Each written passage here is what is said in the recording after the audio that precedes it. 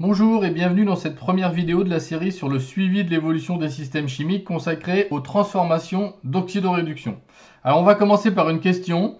Quel est le point commun entre une batterie de smartphone, un éthylotest et certains verres photochromes? Alors les verres photochromes, c'est ceux qui foncent au soleil. Eh bien, dans ces trois systèmes, à la base, il y a le phénomène d'oxydoréduction. Alors on va essayer de voir ce qu'est exactement une transformation d'oxydoréduction. On commence par regarder une première expérience dans laquelle on va plonger un clou en fer dans une solution contenant des ions cuivre Cu2+, d'où la couleur bleue que vous connaissez bien. Alors, au bout de quelques temps, on s'aperçoit qu'on peut observer un dépôt métallique, un orange, caractéristique du cuivre. Et si on laisse suffisamment longtemps, eh bien, on constate qu'il semble que la coloration bleue de ces ions cuivre a disparu et qu'il laisse place à une coloration verte qui va être caractéristique des ions fer Fe2+. Il y a donc bien eu transformation chimique. On avait à l'état initial des ions fer et du sulfate de cuivre, c'est-à-dire des ions cuivre Cu2+, et des ions sulfate SO4-, qui se sont transformés pour obtenir un état final, qui est donc du cuivre métallique, c'est le dépôt orange, des ions Fe2+, qui donnent cette couleur verte à la solution, et on a toujours les ions sulfate, qui donc sont donc des ions spectateurs ici.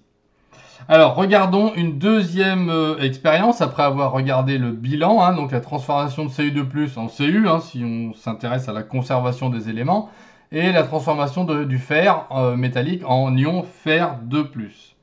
Alors, regardons maintenant cette deuxième expérience où cette fois-ci on va plonger une lame de cuivre à l'intérieur d'une solution de nitrate d'argent qui contient donc des ions Ag+.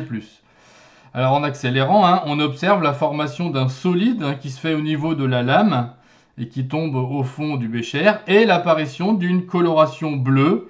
Encore une fois, cette coloration bleue qui va être caractéristique des ions cuivre. On la voit évidemment d'autant plus si on attend suffisamment longtemps et la fin de la réaction. Alors une fois encore, dans l'état initial, on retrouve cette fois-ci du cuivre métallique et des ions argent en solution avec des ions nitrate NO3-. Et dans l'état final, on a donc cette couleur bleue qui est caractéristique des ions cuivre Cu2+, et le métal qui est formé, que l'on pourrait identifier, qui n'a pas été fait ici, mais qui est un métal argenté et qui est effectivement de l'argent.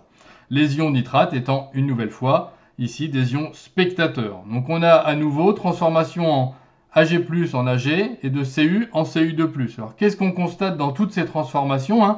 Eh bien, c'est que la seule différence entre Cu2+ et Cu, entre Fe et Fe2+, entre Ag+ et Ag, se fait au niveau des électrons. Et c'est à partir de là qu'on va commencer à donner nos différentes définitions des transformations d'oxydoréduction. Alors, on reprend les bilans avec la première et la deuxième expérience. Et donc, on vient de le dire, les transformations d'oxydoréduction correspondent à des transferts d'électrons.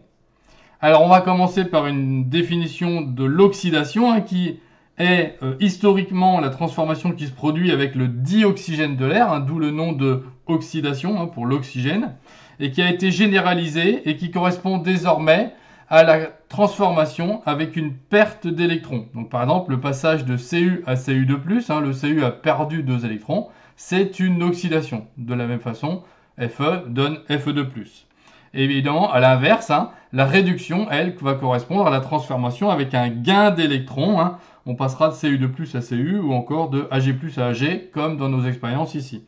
Alors, un petit moyen mnémotechnique pour retenir, la réduction correspond toujours à une réduction de la charge. Vous voyez qu'ici, on a une charge 2+, et qu'on passe à une charge 0 ici.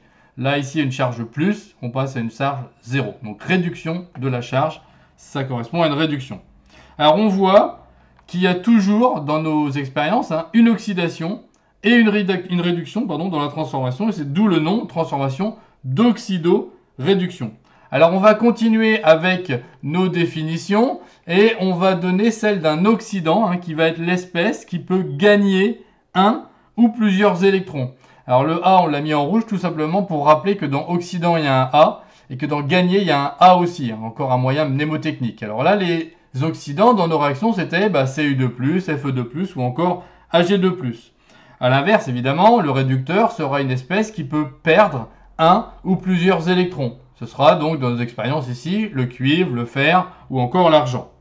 Alors on a vu dans le cas du cuivre, dans les deux expériences, que l'on pouvait aussi bien passer de l'ion cuivre Cu2+, au métal cuivre Cu, que l'inverse, c'est-à-dire de Cu à Cu2+. On dit que Cu et Cu2+ forment un couple oxydant-réducteur. Et on pourra dire exactement la même chose du couple Fe2+, Fe ou Ag+, Ag.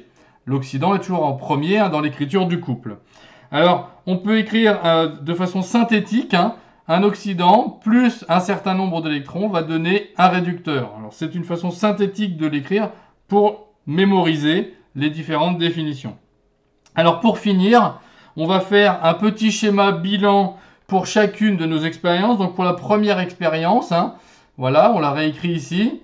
Eh bien, on voit apparaître que pour une transformation, on a toujours deux couples. On a le couple Cu2+, Cu, qu'on a appelé le couple 1, et le couple Fe, Fe2+, qui est le couple 2. On voit que l'oxydant du couple 1 réagit avec le réducteur du couple 2 ici. Et qu'à chaque fois, on a une réduction et une oxydation. Et on va observer exactement la même chose pour l'équation finale. Alors attention, cette équation-là, si on regarde bien, elle n'est pas équilibrée. Ça va être l'objectif de notre prochaine vidéo. Donc je vous remercie et à bientôt. Au revoir.